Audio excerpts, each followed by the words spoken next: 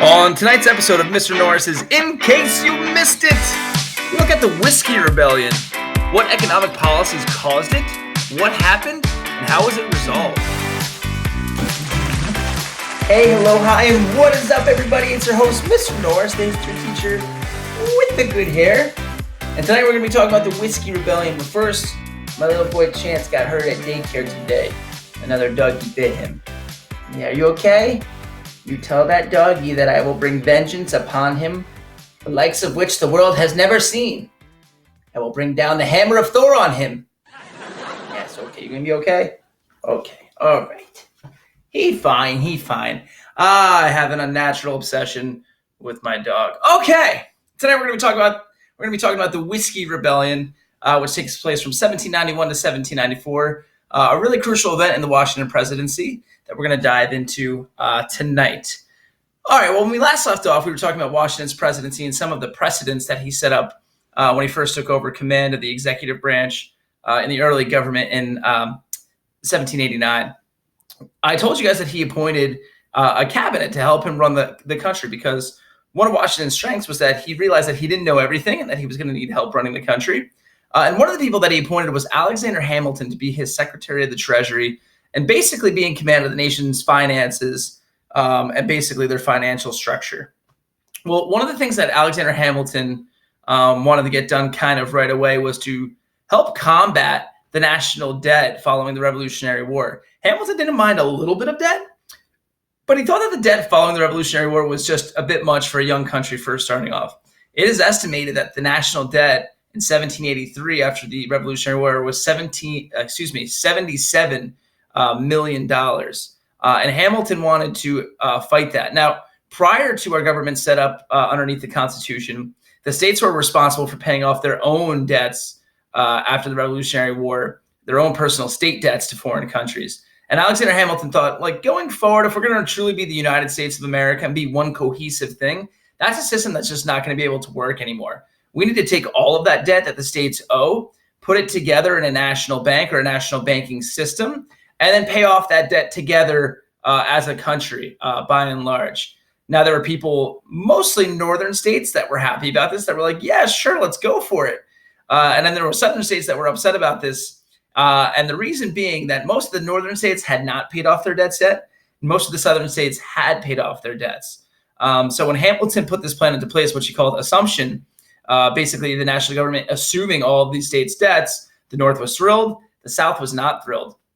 And to try to counter that, a lot of politicians in the South said, look, okay, we'll go along with this. We'll pay taxes towards paying off national debt, most of which is the North's debt. That's okay.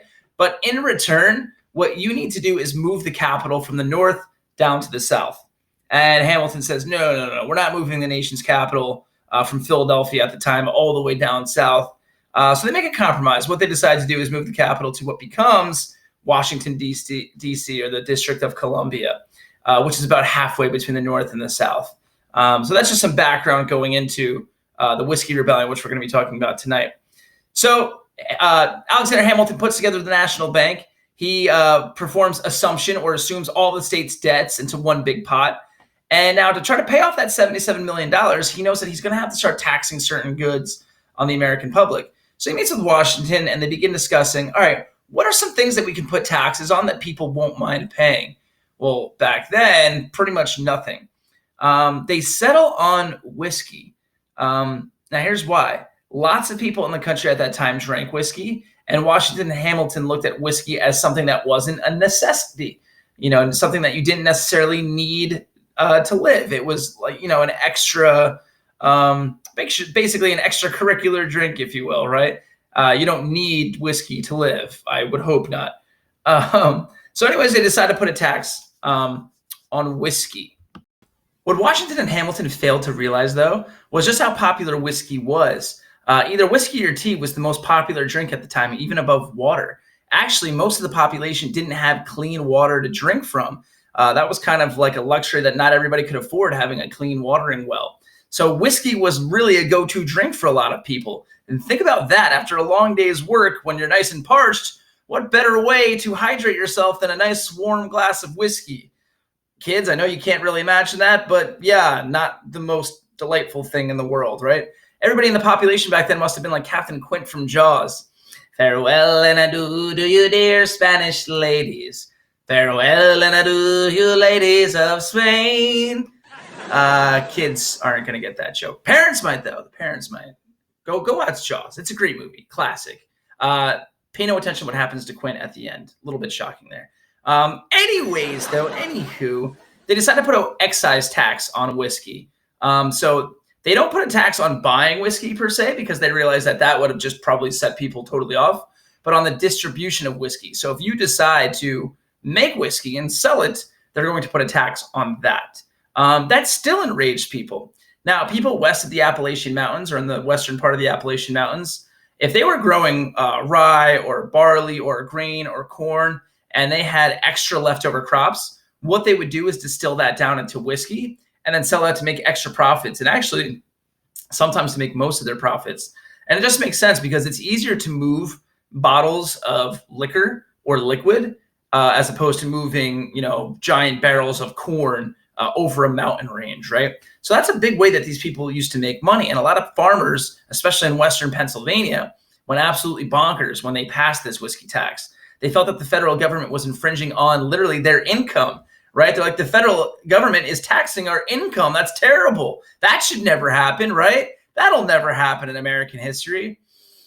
Kids, wait till you get a paycheck. Just wait till you get a paycheck. 1/3 of it, see you later. It's gone. It's a memory. Anywho, back on track here.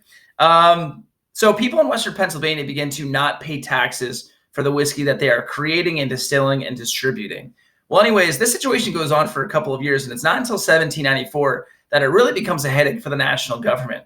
This man by the name of John Neville out in Western Pennsylvania, he's a general, he's also a tax collector, and he's kind of a no-nonsense kind of guy. He decides to stop letting it slide, these Western Pennsylvania farmers not paying their taxes, and he starts issuing to them summons and penalties for not paying their taxes. And basically, not only do these farmers now have to pay fines, but they have to go pay their fines in Philadelphia all the way across the state, which is going to be an expensive trip for them. And some of these farmers are enraged by this. In 1794, they march on Neville's house, which is at Bower Hill in Western PA, and I believe Allegheny County. Internet trolls out there, don't attack me if I'm wrong on that.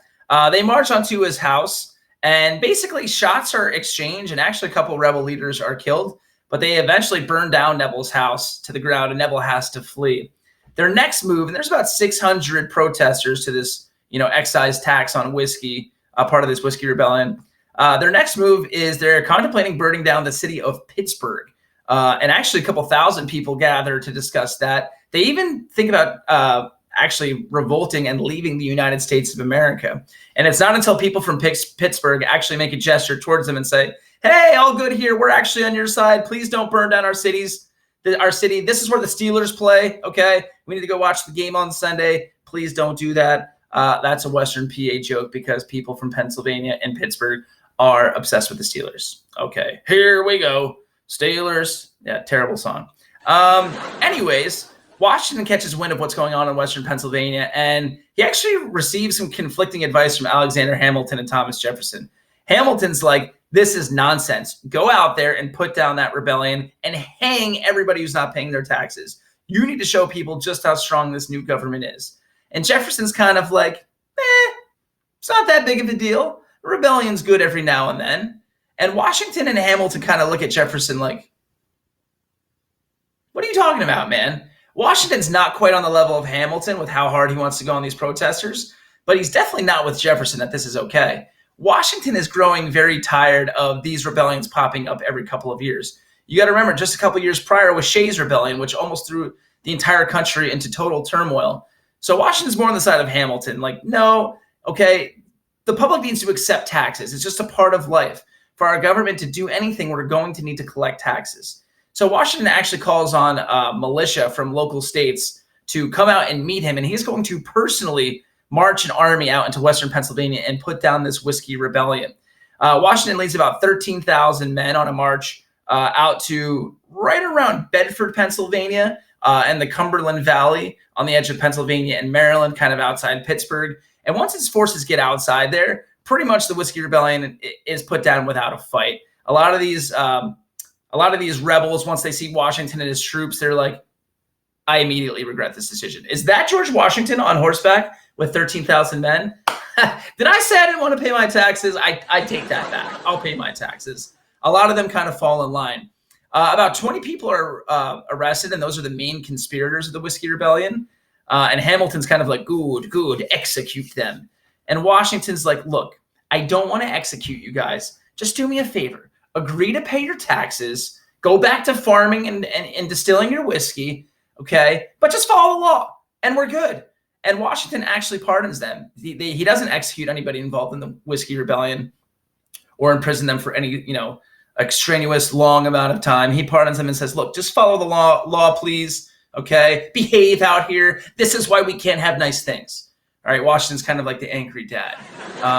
What's the big takeaway from the Whiskey Rebellion? And it eventually ends in 1794.